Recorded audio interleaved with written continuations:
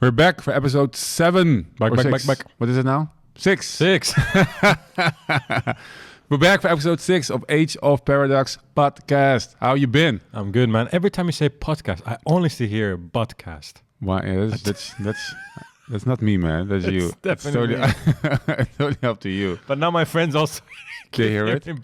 Podcast. What did they say the first episode? Butt politics. Butt That was politics. it. Yeah, because I stuttered on a word. How you been? That'd be good. How was your Madrid? My Madrid was it was nice. I went to the Atlas Network Liberty Forum, and Atlas Network is a think tank incubator. Mm-hmm. It was founded by Anthony Fisher, who also founded the Institute of Economic Affairs in London. Okay. And I actually really liked that story. It was really inspiring for me to start doing it because I came across this network when I was still running for office with the Libertarian Party. Mm-hmm. And I noticed that a lot of people in the Netherlands are, I think, really socialist. It's a really socialist country, really, egalitarian, and they believe in high taxes, a lot of regulation, and keeping everybody equal, which is not my stance, as you might have guessed. Yeah. And so selling the opposite didn't fly. And then I met the Libertarian Party people from Spain. They're in Madrid. I was in Madrid also last week. And they said, you should look at this Atlas Network. And they help you start a think tank which helps change the thinking in a country. And when I started doing the first training with them, they told me this story about Anthony Fisher, who was living in the UK during or just right after World War II as well. And he read the book from Hayek. Not sure if you know Hayek. Salma Hayek? That's a better one though, yeah. No, it's Friedrich Hayek. He's an economist. One of the 2 economists I look into who got a Nobel Prize. Mm-hmm. And he wrote a book called The Road to Serfdom. Because he believes that government intervention and socialism leads to serfdom. You become a slave of the system, a slave of the government. And he read the book, and Anthony Fisher was a big fan of Friedrich Hayek. And he thought, this is a great idea. You know what I'm going to do? I'm going to start a political party based on his opinion. And Hayek was still living back in the days. He studied at the London School of Economics, or professed there.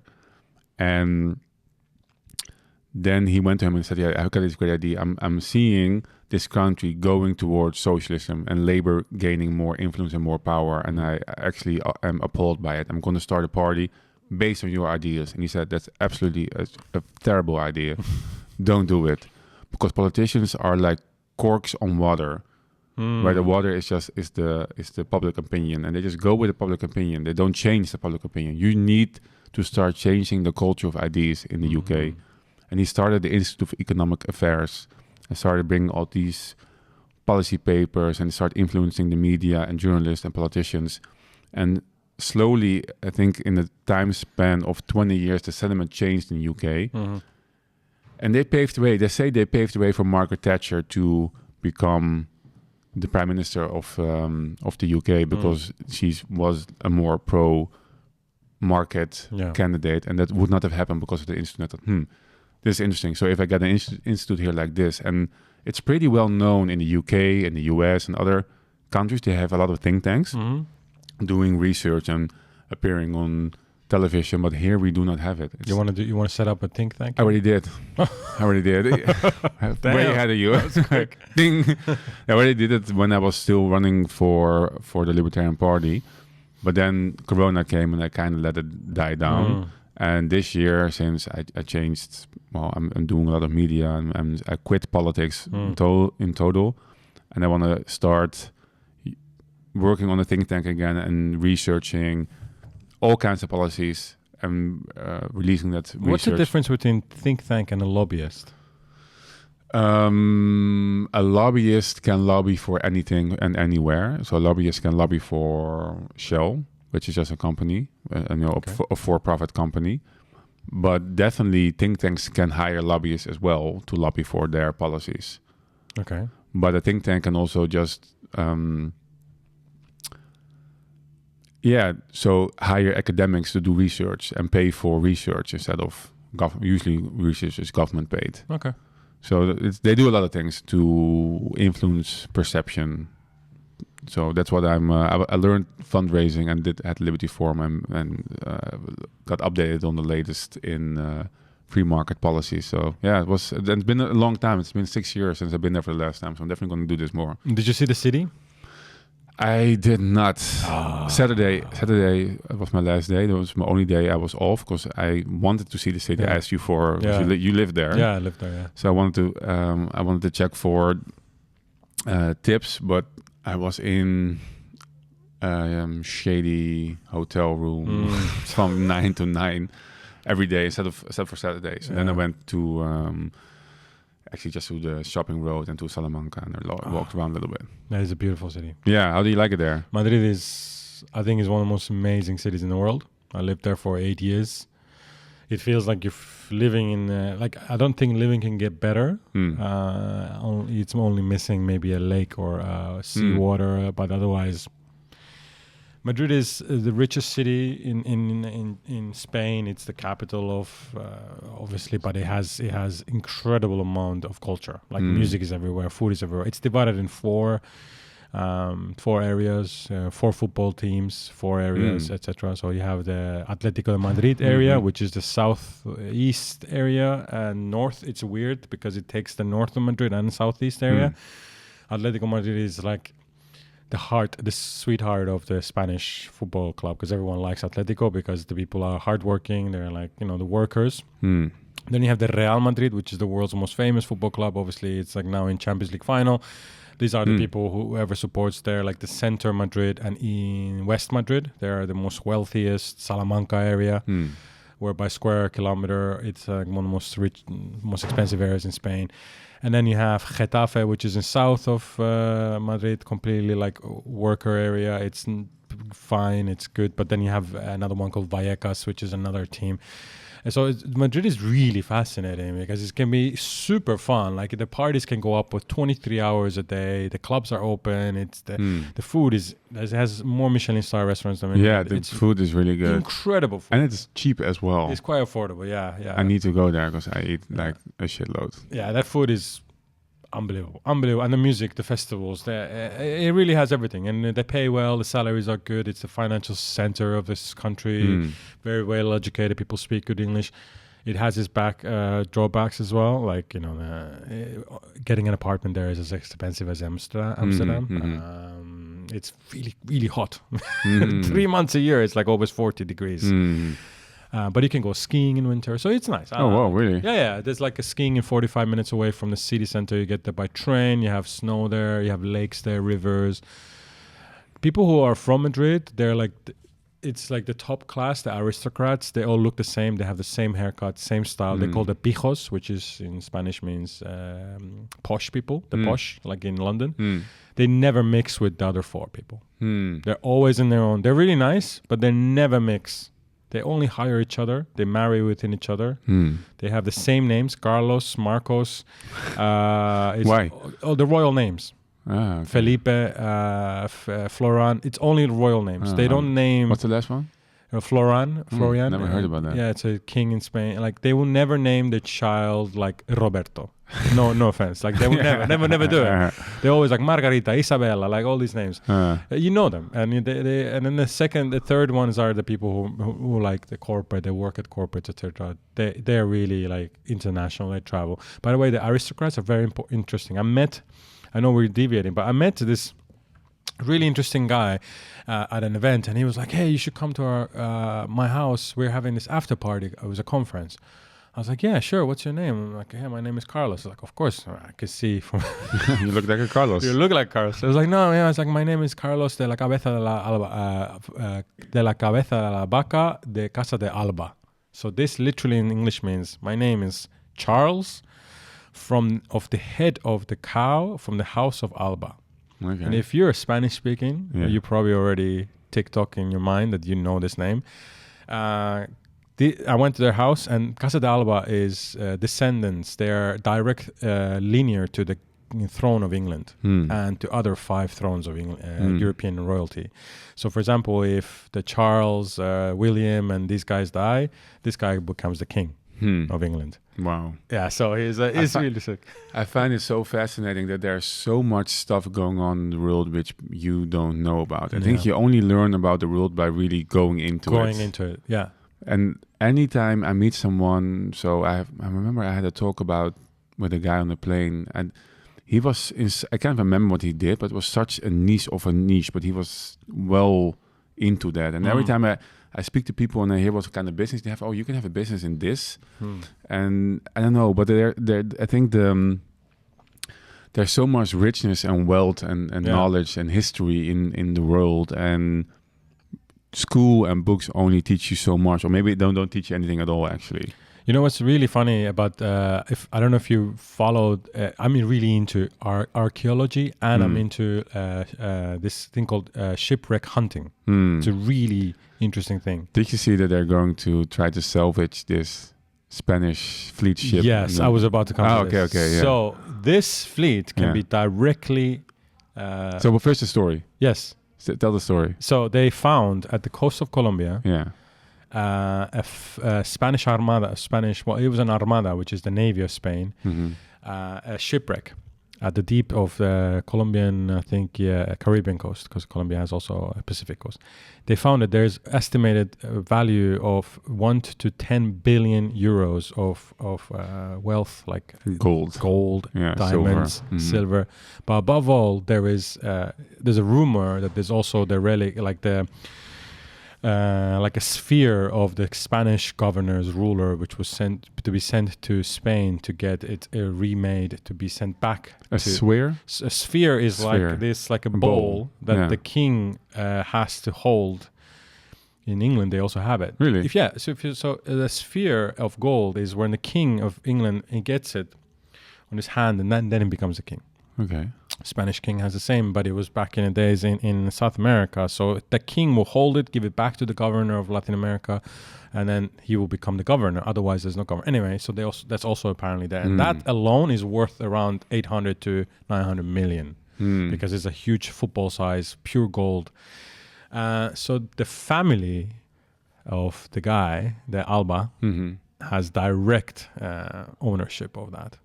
Of the ship. Yeah, because they were governors. Their family was the governors of that area. So Spanish government has the obligation and right and legal right to apparently to get it back, to all of it. It's so interesting. It's really fascinating. But there's so many things going on behind the scenes, like these lineages. And I think if you don't grow up in these kinds of environments, you don't really understand that this is a thing. You just think okay, what I see in the news is what's going on. Just the government and the politicians and the companies, and that's what the world is made of. But if you go into it, there's so many stuff going on. Yeah, like informal institutions. Yeah, from history, from lineage, and it has so much wealth and power. It's crazy. I fascinate, especially because in my culture, there's, Persian. Yeah, we have this a lot, but it's now less because of what it is, the situation there. Yeah. But Spain, England, Spain, England have a huge culture of this, like, class system and royalties, and there's here. Amsterdam is also, of course, really old mercantile country. And I remember I went on this, it's called the Black Heritage Tours. It's a boat tour, and they show you all the colonial history still showing in the architecture in the Amsterdam canals. For instance, you see, in Dutch it's called a yawner. It's like a head of a black guy, and he has his mouth open. Okay. And there's a pill on his tongue. And you can still see it somewhere. A pill? Yeah, because it was the sign for an apotheker. But they used to have black slaves to take or try medicine on. But you still see those heads on some of the buildings here. If you take a boat tour, I can remember which it's the street near I think it's Northern Church. Okay, where there is also a museum of rubber duckies. You ever seen the museum? Yeah, okay. That street is in that street. Anyway, so I also learned on that tour that there are still people getting paid from, I think it's reparations, because they were plantation owners, and they got compensated when slavery got abolished. Still getting paid. And they're still getting paid, yeah. Yeah, it's like it was. I'm not sure it was like a lot or something, but the fact that they still got some because it's right. Yeah, it's insane. But I love these historical. I love it too. Background stories. Yeah. I think that's because there's so much more going on in that domain than there is in most of the domains we talk about. Yeah. But still, also want to talk about that. Yes, you do want to talk about something today. Yeah, you sent me a text last week. You got a new boss. Dick. You have a new boss. Dick is your new boss. Dick. So you have a new prime minister in this country. We have a new prime minister. Yes. So Dick Schoof. Oh, fuck off. It's true. It sounds like an STD. Yeah. Dick Schoof is the king. That's what we do here. Is it really Dick, or is it like William or anything like that? No, I don't think we do that. Is it really Dick? It's Dick. Yeah. Let me Google it real fast. It can't be Dick, can it? Like it has to be something else. You're right. Hendrikus Wilhelmus Maria Schoof. Maria. Yeah. So Maria Dick Maria. Yeah. Maria Dick. But I think he's called Hendrik or William. So one of the, I don't get why people do that. So why they do that? Same thing in America. Richard. Yeah. Let's call you Dick. Why? It's not a nice name. No, they're just fucking with you. They just fuck with you. Whatever you do. What's your name? Hendrik. Okay, fuck it. We call you Dick. It's a bully name. It's someone bullied you. So okay, so he's the STD is your new prime minister. He's the new how you say that? Prime minister. Yeah, not yet because he's not being. Oh, he's a prime minister elect. Yes, okay, exactly. Okay, PM elect. And he is chosen by the four parties who have formed a cabinet. Okay. Or they're going to form a cabinet when he becomes prime minister. But they were working on an accord, as they call. So in the Netherlands is one of the places, like a lot of places, where they have a parliament, and when they form a cabinet, which is the government, it's usually constructed out of the majority of parliament, because they want to know when they put for a proposal for a law that the majority of the parliament will vote in favor of it. I think this is a broken system already. That sounds really complicated. Well, it's not. So you have 150 parliament members. Okay.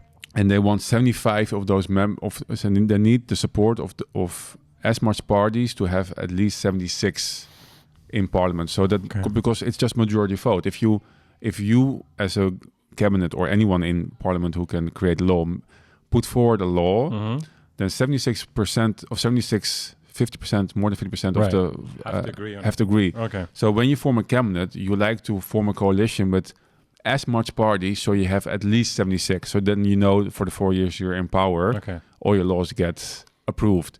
But this is dumb because the parliament is actually the institution which should control and have oversight over the government. Now it's not. Now they're the same. So there's no real opposition because there's opposition, but they can vote whatever they want, but they never have a majority. So how did the STD Dick get? Yeah, so there were four parties to create a majority. It was Geert Wilders with his Freedom Party. He became the biggest. It was the Farmer Party. Okay. It was the guy I told you about the Omtzigt. Yes, who did that subsidy affair to children. What a legend! This guy. Yeah. And there is the VVD from Mark Rutte, who's left, but they're still a party. And my neighbor is now their head. And so they didn't want Geert Wilders to become prime minister. They said, we're going to form a cabinet with you, but you're not going to be the prime minister. We don't. Then it's a deal breaker. This must have pissed off Wilders, right? Yeah, I would not have said yes to this, but whatever, he did. Yeah. He did. This is, and I wanted to ask you this. Like, you're a far right, you're not far right. You're right. Extreme right. Extreme right. You've been wanting this for decades, and then you got it, and then you're giving it away. There must be something else. Well, this is my philosophy about this. That's why I do not like politics and power, because I believe power corrupts. And as soon as you come close to that, you start to get influenced by, let's say, the deep state, the people who are in ministries and have been there for years on end and have a lot of power, a lot of connections behind the scenes, a lot of influence. And I think you already saw when he became the biggest party, but then we went straight into the election actually for it's going to be next week, European Parliament. All right, yeah. And he was the pro-Nexit guy. And you saw him when he published his program for those elections, it was not in there because it's not what the mainstream people in the Netherlands want. Yeah. We're really Eurocentric. So he started to dilute his ideas just to get this coalition. If I were him, I would say I don't want a coalition which would neglect my ideas. I would just, this is what I want. Everyone who wants to joins, and if not, I will just have a cabinet with not a majority. You can do that. Yeah, it's not a law. You can do that. Okay. That's one of my questions. Okay. No, but it's protocol because they want to have every law they sign become reality. So where did this guy come from? Because you saw, I heard he's not a politician. He used to be a member of the Labour Party, the PvdA, but he hasn't been for a while. But he's a civil servant, long-time civil servant. That sounds like an intelligence officer. He was. Really? He was an intelligence officer. He was the Director General of the Ministry of Justice. This is his job right now. Hold on, that translates to me in like MI5. No, that was before that. So before that, the Ministry of Justice and Safety. That's what we call it. Is like the district attorneys. That thing, like the police, so everything. So he's a lawyer or a he is probably a lawyer. But you don't know anything about him. Yeah, I do, but I don't know where he studied. The funny thing is I did hear about him, but I didn't recollect because during Corona. So, okay, first his background. So he's Director General of the Ministry of Justice and Finance, of Safety. And before that, he was the director of the NCTV, which is a National Threat Assessment Agency, Anti-Terrorism Unit. And before that, he was from the AIVD, which is the Dutch CIA. Yeah, I know that one, yeah. And he's been spying on politicians, on journalists.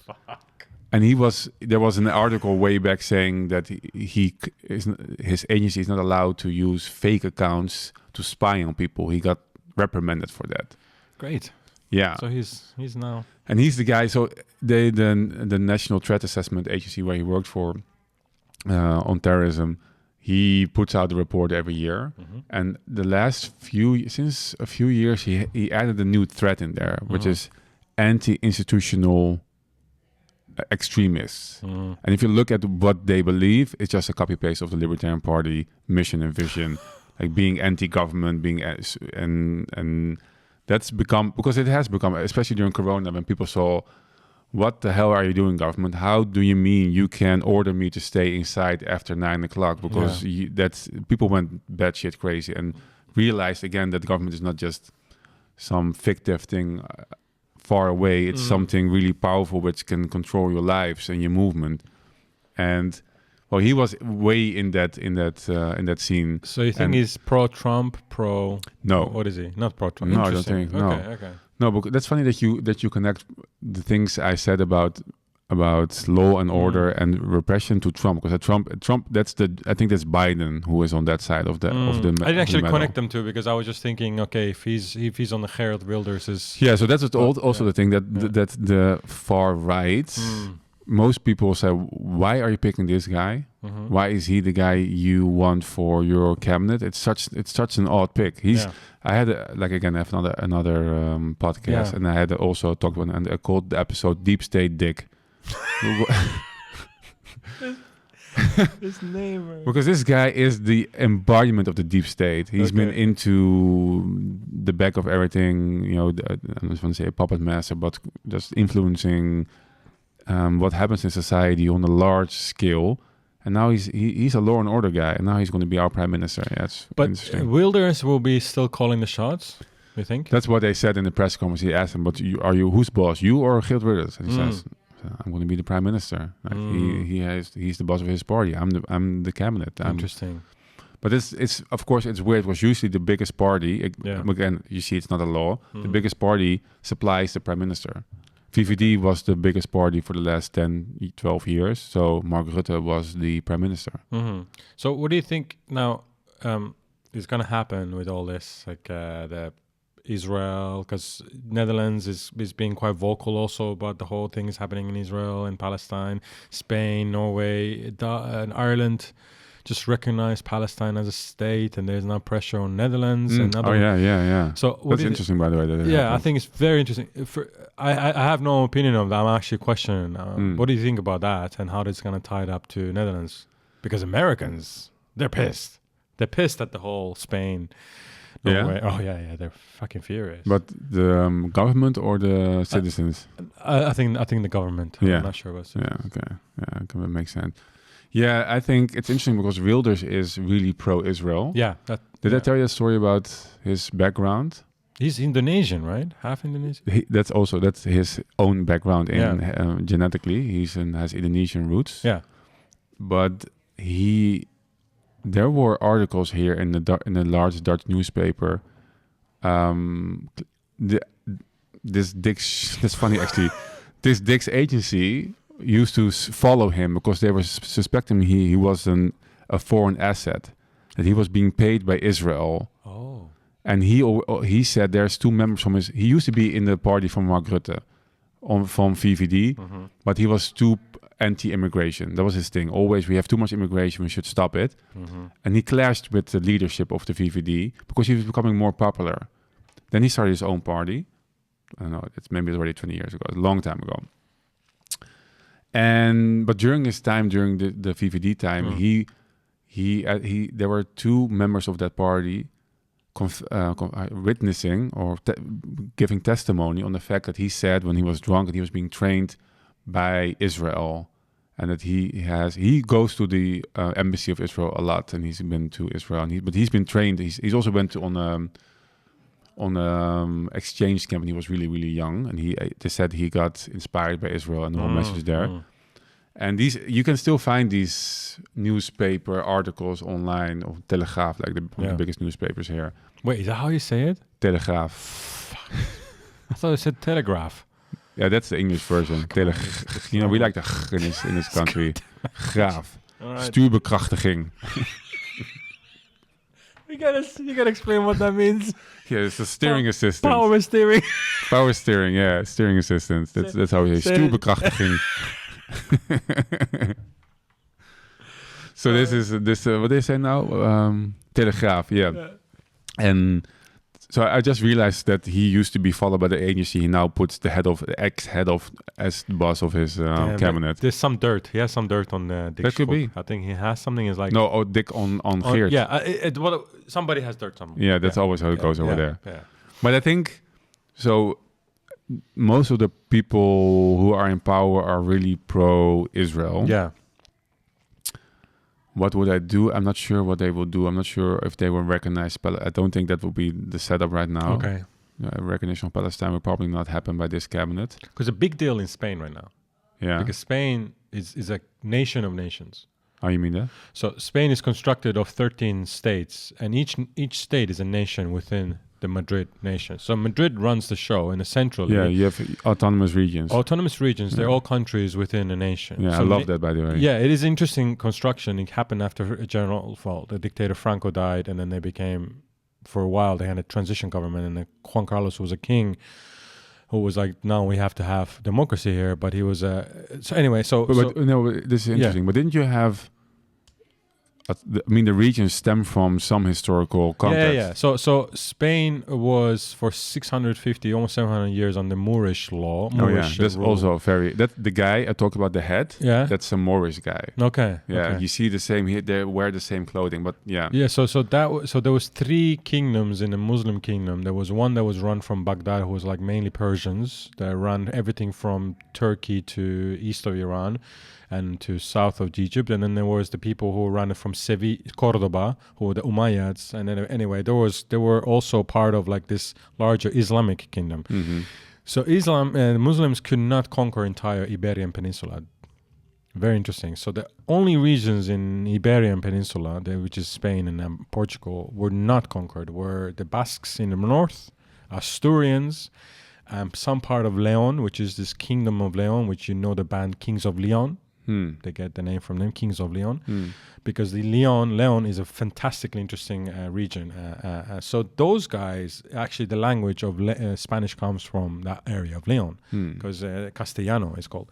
So those already were really independent, own government. The oldest democracy in Europe is from Leon. It's still the same. It's been for almost 1,000 years. So they already were their own nations before the Muslims came, or the Muslims came. And when Isabella, the Catholic queen, became with the Ferdinand of Aragon was another state, was already independent, and they're very powerful.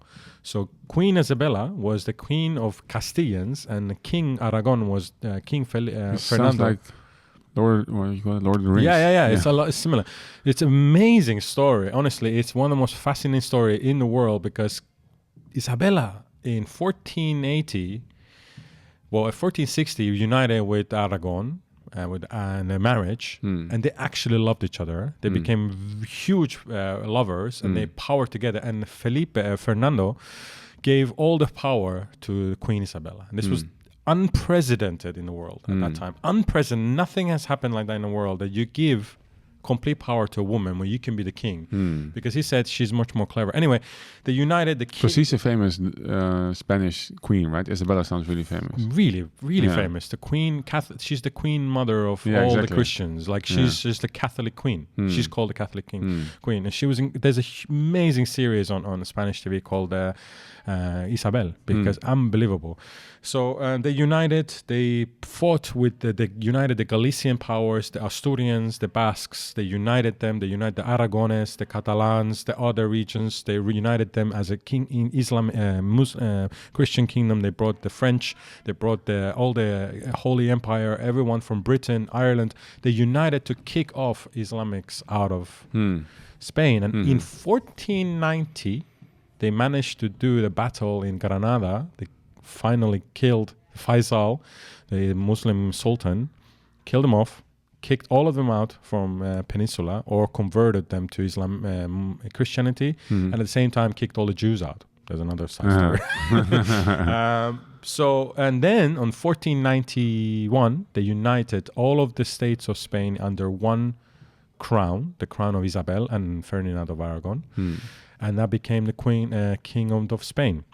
And in 1492, there was this guy called Cristobal Colon who got the green light from them to say, as soon as we kick the Moors out, you can go and discover the new lands. And that's exactly what they did. That's another fantastic story. Interesting. It's an amazing story. So all these states were giving their own autonomy, but contributing tax to Central Kingdom because it was poor at that time, because they had fought the wars.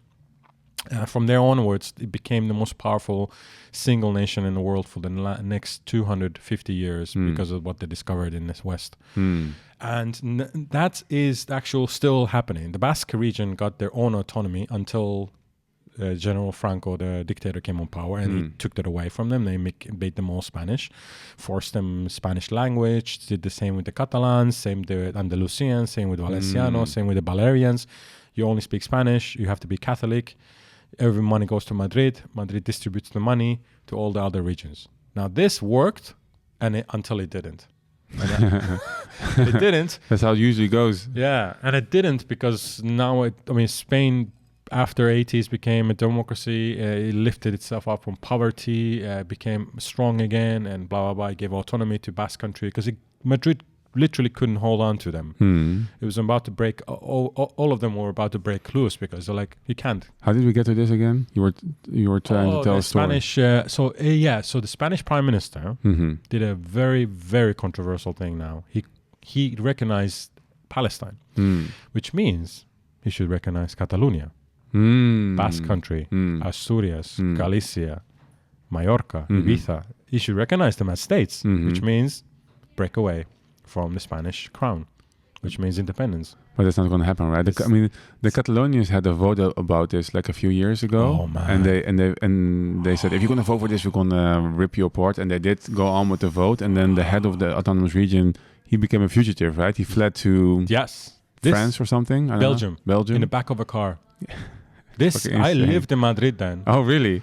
Man, I have to tell you, I love the Spaniards. I have a lot of Catalan friends, Basque friends. I have friends from all, like, one thing you can tell about me is, like, I have friends from all kinds of areas, and I'm always unbiased. But that time, people fucking lost their minds, man. They couldn't believe this is happening, and then they declared independence, and then they made this vote, and Spain was like, what the hell are you doing? Like, you can't do that. So this is very important, because Palestine is now recognized by the Spanish government, which is very pro-Catalonia, pro-Basque country, and it's a mess now. It's a fucking mess, and it's not a small deal. Because Spain is part of NATO.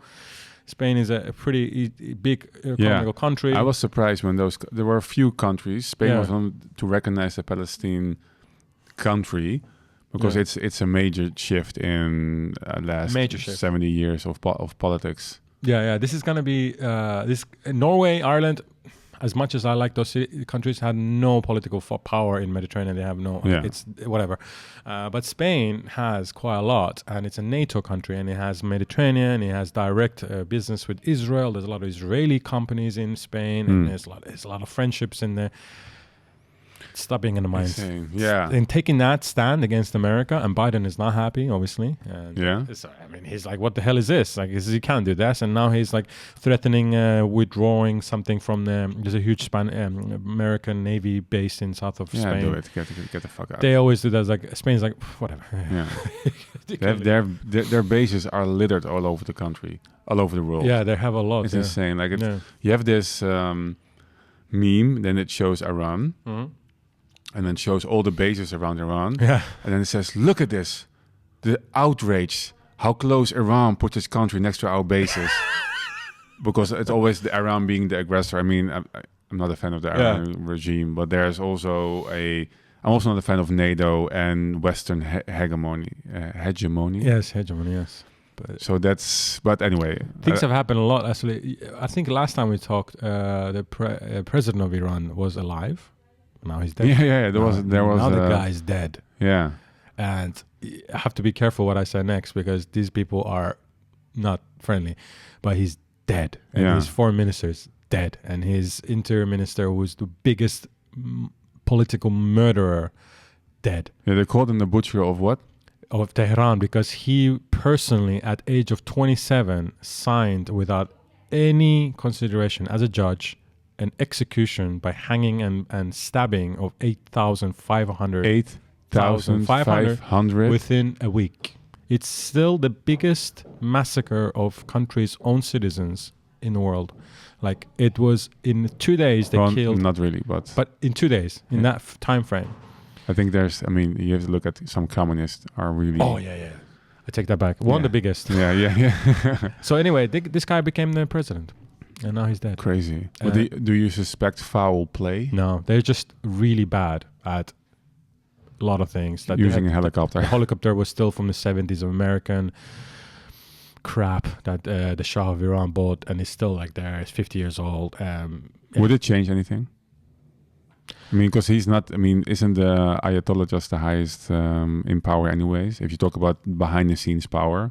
Behind the scenes power, Ayatollah has his own military called the Basijis, which are the fundamental extremists that are paramilitary group. Yeah. Then you have the Sepa, which is another revolutionary, like they're like a military within a military. Mm-hmm. That are loyal and respond only to the dictator. The Ayatollah, you mean? Yes. Yeah. And the third is the Revolutionary Guard, which is the highest funded organization in Iran. Have a multi-billion euro budget, and they are also responding directly to him. Nothing won't change. They're gonna get someone else to be the puppet. But the thing that changes a little bit is that the foreign minister died. Mm-hmm. This guy was United Nations envoy as well. Mm-hmm. And if you ever see interviews with him, he's the face of the evil. Mm-hmm. He's an evil man, and he was just like. And the crazy thing is, United Nations has now held a memorial service for them in the United Nations central, whatever, the meeting room. Why are they doing this? Yeah. So you have to ask yourself a question. If you do this they did it because a serving head of nation died. Mm-hmm. Okay, I understand that. But we're not talking about any nation. We're talking about a nation the guy literally was killing the women who were protesting on the streets, like, 6 months ago. They were executing them. They still do that. Mm-hmm. And United Nations condemned that, and then now they're holding a memorial. It's really weird because the Dutch government did not offer a formal condolences to Iran. Damn right. Because of this, and a lot of Dutch politicians said it should not be really mourned that the butcher of Tehran has died. So but going back to Iran and Israel, we were talking about Israel and the Palestinian conflict, which actually is also, of course, very related, those two entities. But I don't think it will change anything from the Dutch perspective. I don't think they will recognize Palestine. I wonder if they will support Israel. We had this massive campaign. Everybody had to see. It was for me. It was very fascinating to see all eyes on Rafah going viral insanely the last couple of days. Everyone was posting, and even I felt compelled to say something about it on social media. Usually, I don't really get into that what conflict. Did you say? I said we've been to a few years where we had to halt everything we do in our life just to save one life. If it only saves one life, we should do it. Talking about all the corona measures, talking about staying inside, taking the jab, doing whatever we need just to save one life.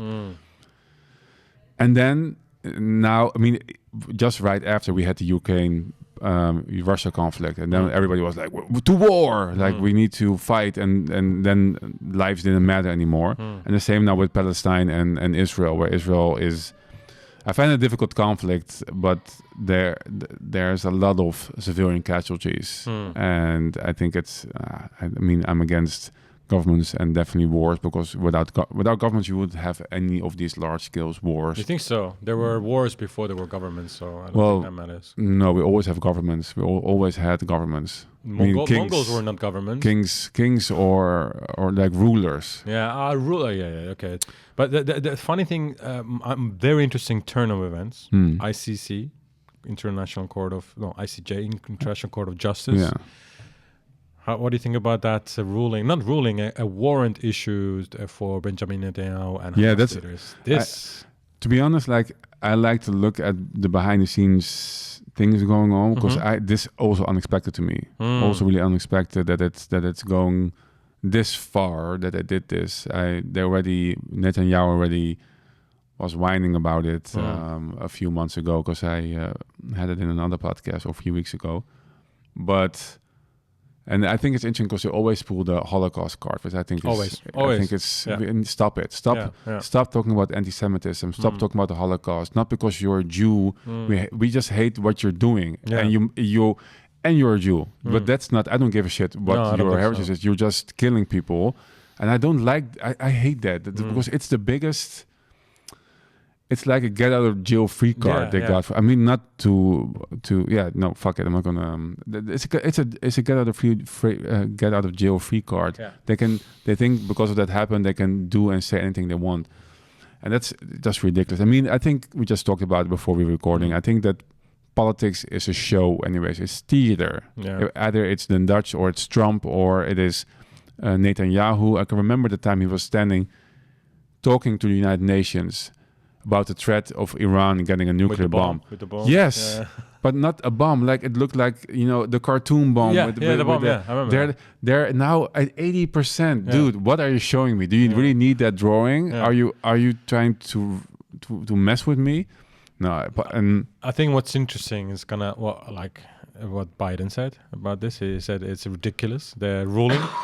And as we talked before, I don't know if people know this, but there is a very interesting act that is a law in the United States called the Hague Invasion Act.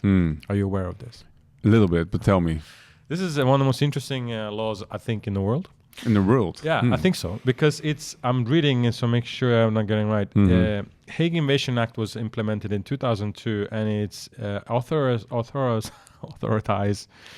It gives authority to the United States military to use military force to liberate any American citizen or citizen of a U.S. allied country being held by the court in Hague, Netherlands. Yeah. Let me read that again. It gives authority to use military force to remove or liberate any American citizen or citizen. And Biden just talked about it. I'm a U.S. citizen. I cannot be cut. I just told you that I was afraid this new prime minister will get on me because I'm a anti-institutional extremist, and it's one of his new pet peeves. But I would just call Biden and say, dude, get me the fuck out of here. If you go to the ICC, I mean, if you actually be held in Hague. Yeah. It's funny because then NATO has the obligation to retaliate and protect. So this also shows that NATO is just a front for the US because it will never happen. Yeah. Which one will happen? The defending? Do you think Germany will defend us when the US comes and invade? I don't even know if we have the facilities for that, man. It'd be very. You don't have the facilities for that. I don't think. I don't think it will happen. But it also means. By the way, there's another part of this. It means the act goes on. It says that it also allows the United States to withdraw any U.S. military assistance from countries that ratify that said treaty, and it also means that, for example, if Germany says you have to ratify it, which means you have to hold Benjamin Netanyahu, bring him to court to Hague, they will withdraw any U.S. military assistance to Germany. They will take out the bases. This is a freaking blackmail. Yeah. What do you think about? So we were talking about all this. We're not really going into this. We covered a lot of subjects. I mean, I think we need to still dive deep into some of the subjects we were talking about. But what do you think about this geopolitical reality just sketched out? Because the NATO, US, like key bono in this whole thing. Is it something the Dutch that here in Amsterdam we need? NATO? Yeah. No, because we have Germany next door and France south. It's hard to come here, and UK in the north. I mean, UK is failing quite badly, but I don't think. Hague is a very valuable place. Very, very, very valuable. I was just saying to Kirill and you before, it's one of the most protected square kilometer areas in the world. Like one of the most intensely secure for various reasons. So I think NATO, there has Navy bases here and stuff. Is it necessary? You never know what's going to happen in 20 years. You never know if AfD in Germany gets in power, they stop protecting anyone around them. You never know if Britain becomes completely right-wing and becomes invasive nation again. You never know. But they're part of NATO, so then but because you never know about what the future brings. And they left European Union, and China could suddenly just break. You have no idea. Do you need it here? The thing is, like, NATO has not done what it's supposed to do for years. And the Article 5 has never been invoked. Yeah. So, but they have been all over the world wreaking havoc. Yeah. So what's the essence of this thing? It's just a front for the industrial military complex to make a lot of money. Oh yeah, absolutely. I remember they started the war against Gaddafi. And it started off with like what they called a salvo of Tomahawk missiles.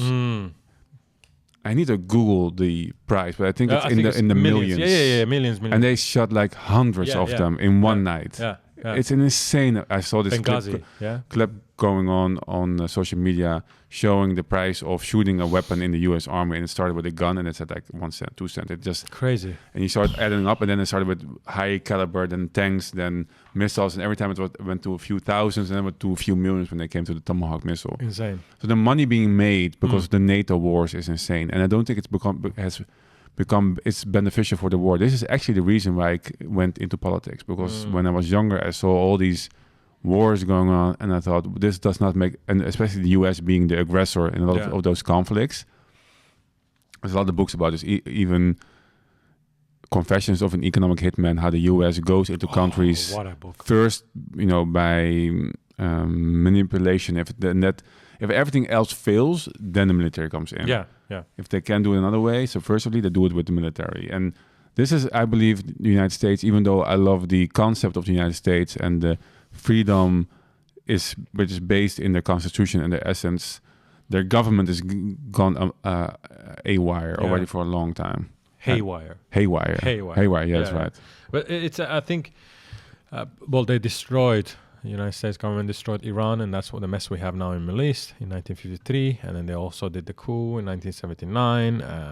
They have been in part of like destabilizing most of the countries with the United Kingdom.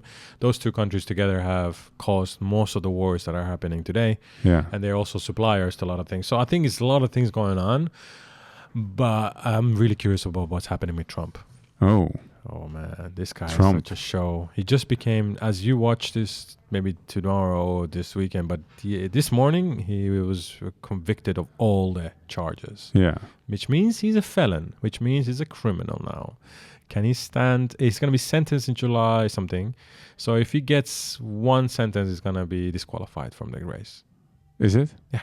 He can't stand trial. He I'm can't not stand. sure if that's No, if he gets convicted, he got convicted, but he's gonna get sentenced. So if he gets sentenced, I understand right that he cannot stand as a candidate. Yeah, because you have to have a clean record. So and he went, he went outside and he said, "This is a complete sham." What did he say? He was this guy's such an entertainer, man. He said that he's. Like it's a complete bullshit at the court and everything, and he attacked the judge and everything like that. And again, it's funny because I think I'm. So first, you can run with a criminal record. Oh, you can. Okay, Yeah. I take it back. Okay, interesting. According to ChatGPT. Oh, you're asking ChatGPT yeah. this? Oh, okay. In the United States, there is no federal law explicitly prohibiting individuals with a criminal record from running for or becoming president. The U.S. Constitution has set forth only 3 requirements for presidential candidates: natural-born citizen, age, and residency. That makes not much sense, to be honest with you. Well, if you're Democratic, you should. Democratic means you vote. It's popular vote. Yeah. So if people want a criminal, then they can get a criminal. Fuck, man. That's the saying, right? I People think always get the people. People always get the leaders it deserve. That's the saying from some philosopher. I remember there was something that they said in USA when they were like, vote, everyone's going out to vote. And then I remember the people on the left were like, academics are like, what? Please don't encourage everyone to vote. Yeah. Stop doing that. I agree with that. I think we should stop giving women voting rights.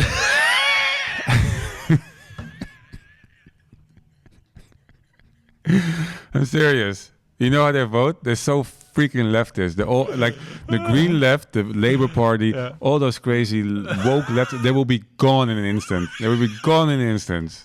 Finally, some peace. I'm not agreeing with this. I think women should vote. It's fantastic. Liar. But I think absolutely.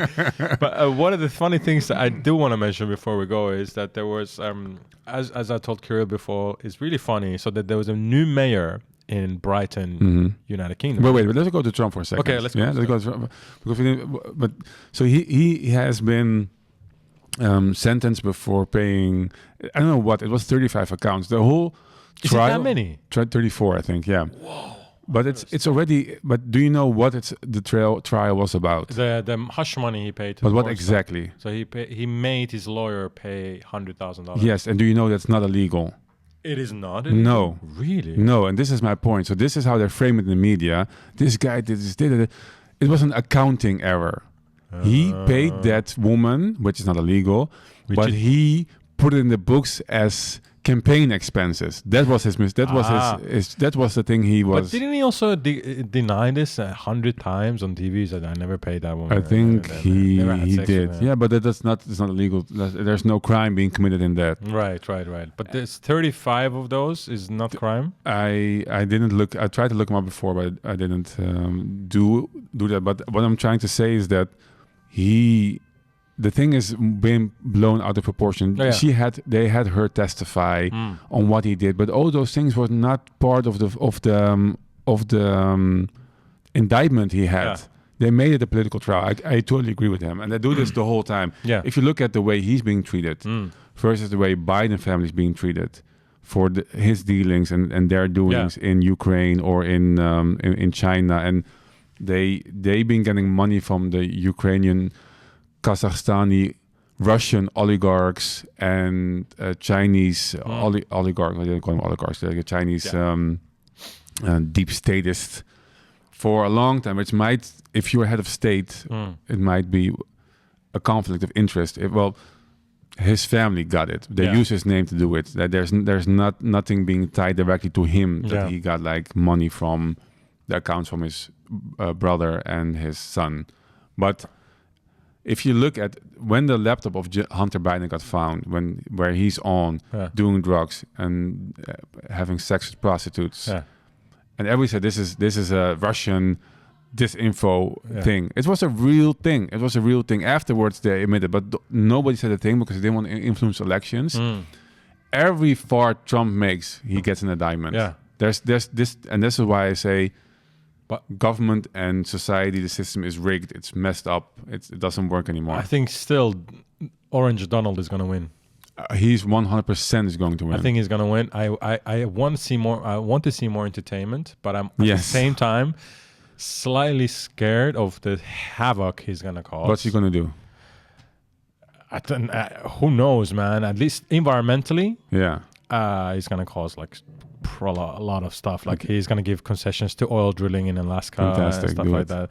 No, that's not fantastic. That's horrible. But Russia-Ukraine war, I think maybe he's going to either... What did he say? Is it? Yeah.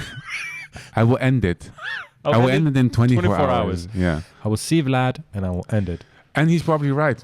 Because the only reason the war is still going on is because of the U.S. is forcing Zelensky not to take a deal. Yeah, I wouldn't take a deal either. Why not? Fuck that. It's my country. It's my border. I'm not going to give it. Do you know if you give Russia even a cent, it will come up for the whole arm? Russia's not a country. It's a fucking mindset. But you can't. The thing is, the amount of people dying there is ridiculous. And they're going to keep going and going and going. You can't give Russia anything. You can't stop. You have to stop them. So they only understand power. So then you're going to die. They'd rather die than give them anything. I mean, this is the alternative, right? Yeah. I mean, how many Ukrainians? Like 300,000, 400,000 Ukrainians dead? No. They don't report on it. Yeah, still, but more Russians. No, definitely not. This is the whole thing. I think it's more Russians. You are absolutely out of your mind. Sure, more Russians. No, not at all. There's no way of Ukraine winning this conflict. There's no way. They're losing left and right. I don't think so. Where do you think that? I'm not actually thinking about because media. I follow it on open source intelligence channels who report on the war and have been right every step of the way since it started. Russia is fighting a war of attrition. Nutrition. Attrition, okay. Which means this is a strategy, which means that the only thing you are there for is imposing as much inflict as much damage on the opposite army as possible. They have been gaining, like in the West they say it's all about the it's all about territory, and now we got Kharkiv, and then we got this, and we got, and they were all like they're all about making advances geographically, and the Russians don't give a shit. They can go into an area. If they get pushed back because it will cost them too many people, they will withdraw again. Mapped out the whole area where they're in, and then artillery the shit out of it. There's not enough. That's what they found out already. Like in the first few months of the war, I spoke to a Marine here in the Netherlands, and he said the combined West is absolutely in shock of the amount of munition they're firing at Ukraine in a day. And I read an article on this last year already, stating that if the West would fire as much ammunition at Russia as they do at us, they will be out of ammunition in 6 weeks. And they've been doing it constantly, a constant barrage. And I think they're getting it from North Korea. Yeah. That's the ammunition factory. And Iran. And with the drones. But the West has been, especially Western Europe, they've been neglecting the military for decades. It's non-functional. There's a new study that just came from the General of the British military, said that we only have 70,000 active rapid force military service. How many? 70,000 people. Yeah, and that's Russia has like an insane amount of ammunition, of people. And what the West has been doing, the West has been preparing for another type of war. They thought the new war is going to be digital with hackers and all stuff like that. And Russia said, no, we're going to go for a kinetic one. We're going to build our military and ammunition. And now you see every time they promise new materials and stuff to Ukraine, which it will not make a dent. It will not make a dent. And I'm going back to the number of casualties.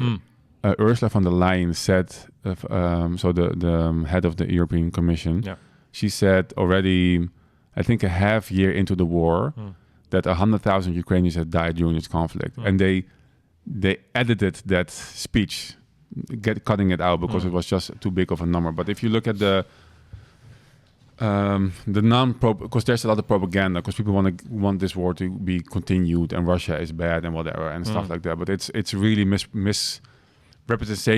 representation of what is going on there. And there's the estimates that several hundreds of thousands of Ukrainians died and around 50,000 Russians, something like that. And I think. So what do you think? What's the solution? Make like Trump said. He wants peace. He said this needs to stop. Okay. You cannot have, and the fact how this started, because it's not just imperialistic Russia thinking now we're going to invade Ukraine. It's been the West meddling in Eastern Europe since the fall of the Berlin Wall. Okay. NATO expanding towards the border of Russia. Russia wanted to join the EU. They wanted to join NATO. We had the whole Nord Stream pipeline. They did business with Germany. Who do you think blew up the Nord Stream pipeline? I heard many different things. What's your take on Well, it's definitely not Russia, because they were making money out of it. It's what actually Biden said a few weeks before it happened, that if they would start using Nord Stream, the new pipeline, we have the means to end it. He said that publicly. We have the means to end it. I highly believe it's also Americans. Norwegians said it's likely to be Americans, but yeah. Yeah. So the US has this policy. It's this non-official policy that Russia and Germany especially, but Western Europe should not be too closely aligned, because you have an industrial power combined with cheap energy. It will blow the US out of the water. And now, after Nord Stream blew up, they're the biggest supplier of natural gas and oil. Yes, to Europe. Yes, I thought it was Norway. No. Okay. No. I mean, Norway has a lot of, but I think they use it for themselves, and they don't export more than they already did. Okay. But after that blew up, like all the oil from the US came to Europe and to Germany. So, still, what's your answer for what's going to happen? What should happen? One, don't poke the bear, because that's what they did. Okay. There was a lot of stuff going. A lot of the deep state of the US is heavily involved with the oligarchs in Ukraine. So don't do that. But now that you did, just see. Yeah, you can. There's two options. You give them perhaps what they took already. Leave it at that, or continue fighting and die, because you can't. There's no way. What is your take? Don't deviate from the subject. What's your make take? Peace. Stop it. Stop fighting. So tell Putin tomorrow. Zelensky says, "All right, we'll give in." Yeah, give in. And then what happens? And then, then Putin says what? Fine. Then Putin says fine. Yes. That guy. Yes. We talking about the same guy. Yeah, but this is a good one, because you will see this year, probably before the elections, Biden will use it.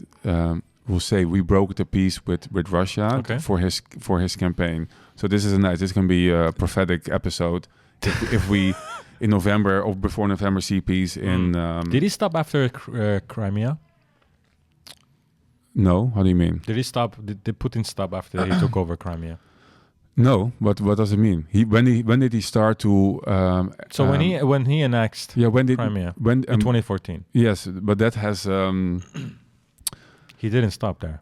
He started again because we poked the bear. It's not a one-side street. It's not just Russia. Okay. I mean, and I don't want to say. I mean, again, I'm against governments. Russia is not a free state. You don't have freedoms there. I wouldn't want to live there. But there's more to it than just Russia is bad. Putin is it's so superficial to think that that's how geopolitics works. There's more going on here, and you have to look at the thing. But you're saying that they should Ukraine should give in and say, all right, these are. I say you have two choices, and you interrupt me. You either keep on dying or you stop dying and give up something, and that's just how it is. Or the NATO has to get involved, and that might work because of air superiority. We still have a good air force, and that's what they're lacking now, and why it's not working. But even then, a conflict could be. I mean, they had today. They announced the fact that Biden signed off on. Happy you mentioned that. That they let Ukrainians use missiles to target Russian inland. Yeah. Near Kharkiv, yeah. I mean, you can, but they can retaliate just as hard if they want to. Like, there's not enough ammunition to stop the Russian army. It's just not there. You have to go full on war, and the US is starting to lose interest because they're starting a war in Taiwan. Well, yeah, soon, hopefully not, but hopefully, yeah. But they're gearing up for that. Yeah.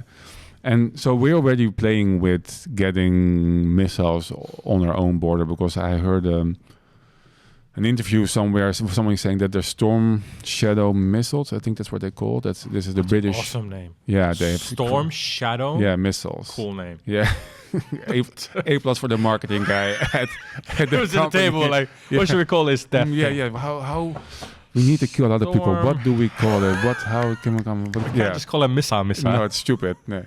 Storm Shadow missiles, but they are. A lot of the materials being sent to Ukraine is really specialized, so you need to train people, and a lot of people, senior people, died because of the war. So they're trying to train the new era of soldiers, but with technology they never used. So there's Russia. I think it was Russia who said someone said that the UK, who supplied those missiles, it was also a thing in the UK. Didn't only supply the missile, but also people using them. Yeah. And so that means that the UK is actually in direct conflict with Russia already. Oh yeah. Just like Sweden is now. They sent 33 very specialized air. Everybody's there. Air monitor. Sweden is there.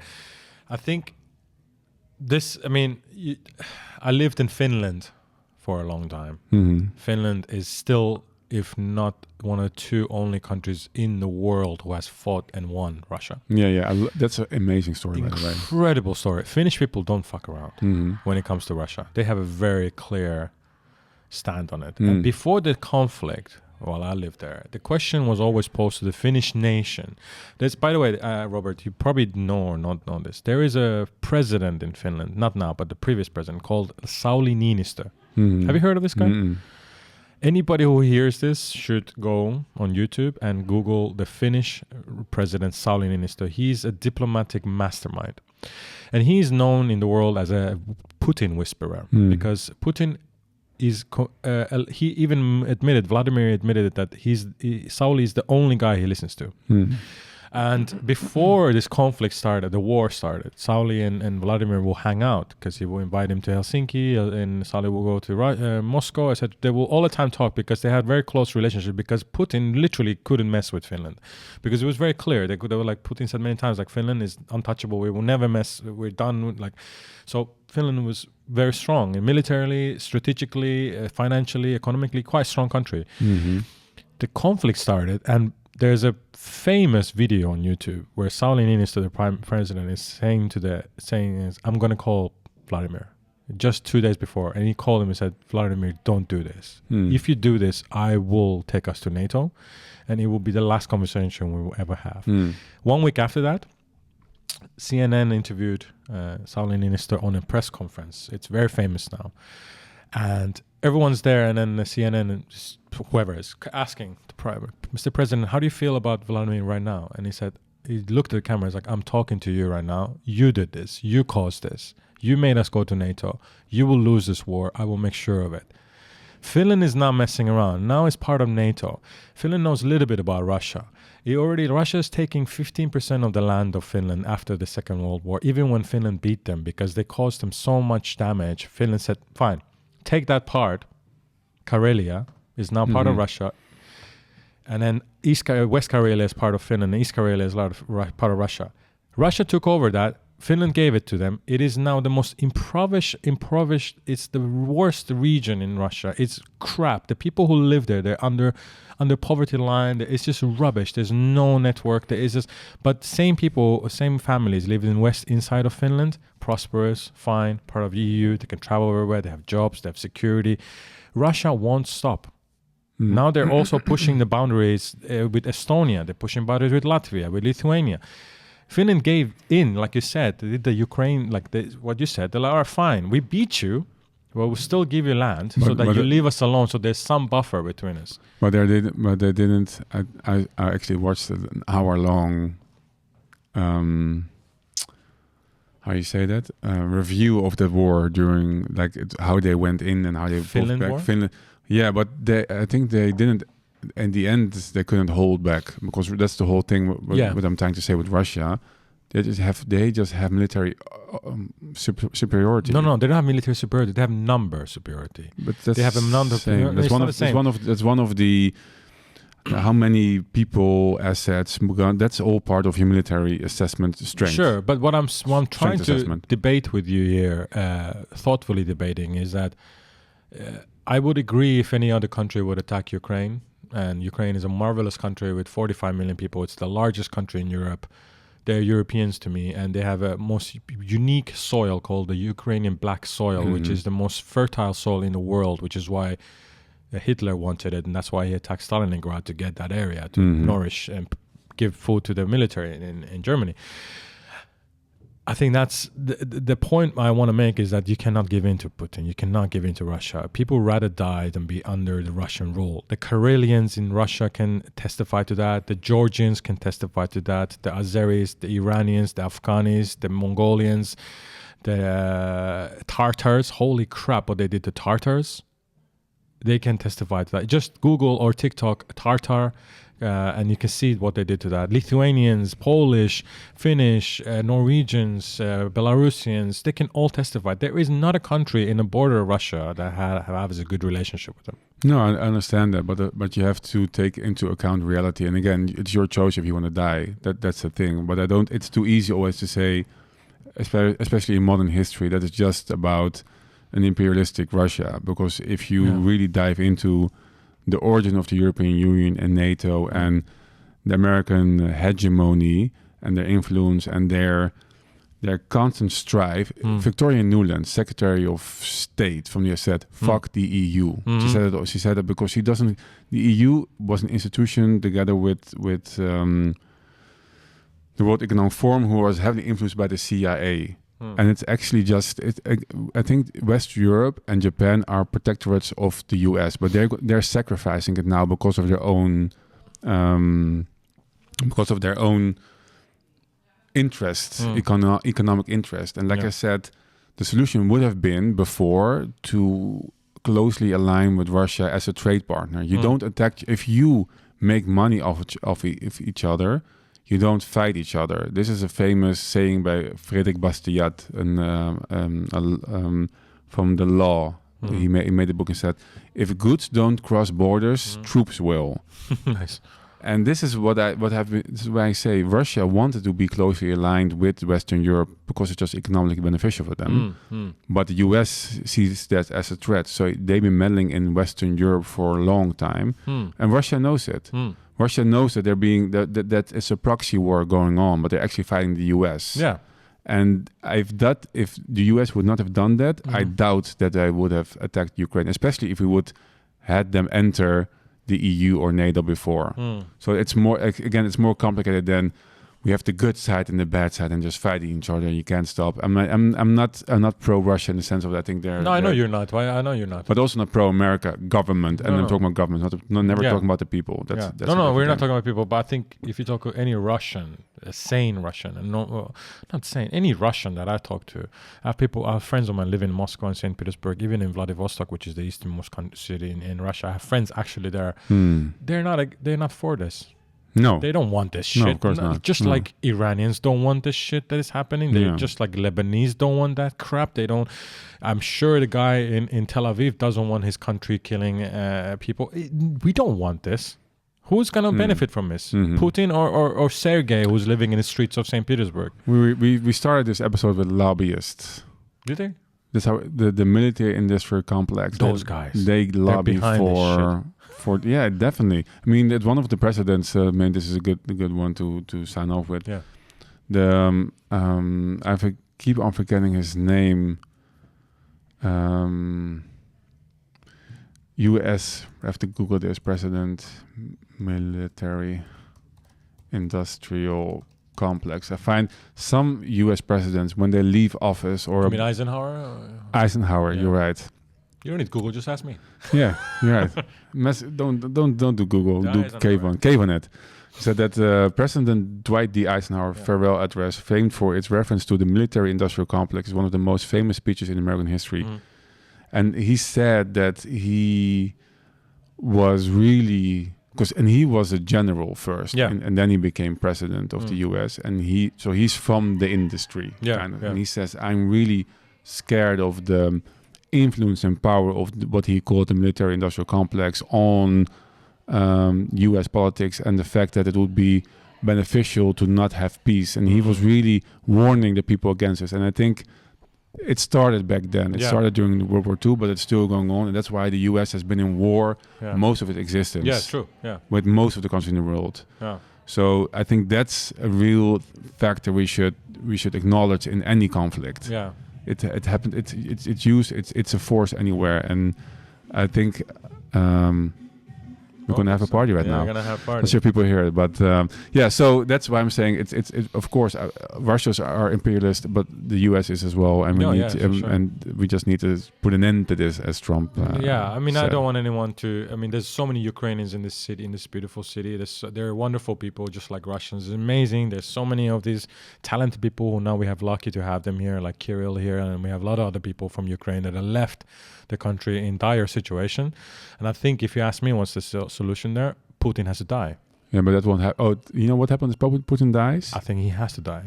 There must be a movie called Putin has to die. This is good, because I will tell you then will be royally effed. You think so? Because Trump is a moderate of the hawkish people in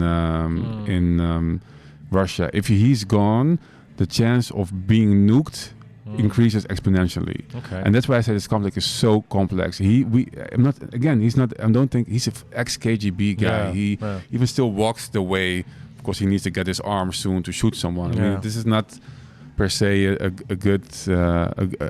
good guy, but just saying he has to die, you will worsen the problem. Let's see about that. All right. We've been going on for a long time, but I think it was good. We covered a lot of subjects. We talked about our new boss, Dick, the next boss of the US, Trump, and everyone in between. I hope we can explore these topics a little bit deeper in next episode. There's a lot still to build on. Yeah. All right. Thanks again. If you watch this, you know what the deal is. You have to subscribe, you have to like, you have to comment, you have to share to beat the algorithm and make us a world famous podcast. By the way, did you know we had our first hate comment? Did we? Yeah, it's so exciting. I saw more already. Really? Yeah, people were hating so the whole time. Really great. I'm really happy. Thanks for the hate. I love it. Spread some hate if you see this. Please. We thrive on it. And I hope to see you next week. Thanks for watching. Adios.